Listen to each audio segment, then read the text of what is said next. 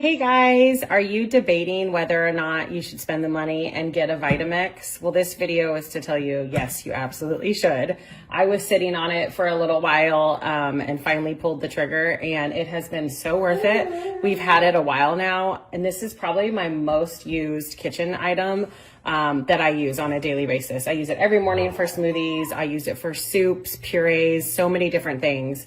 My kids want a smoothie right now, so I have all the ingredients in and thought I would just show you really quick how quickly it blends up and then a little trick for cleaning.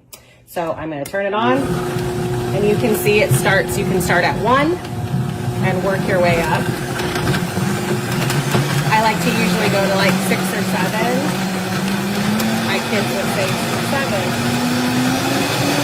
Blend it all up.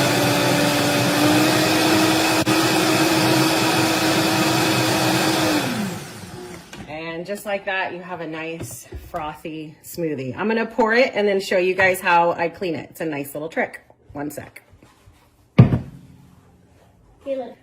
Okay, I just poured the smoothie into 2 cups and wanted to show you how I clean it really quickly. I forgot to mention that this tool is very helpful. If there's things on the side, you can use it to scrape down. I use it all the time, so this comes with it. So a little trick for the trade is I take it and put it in my sink. So 1 second.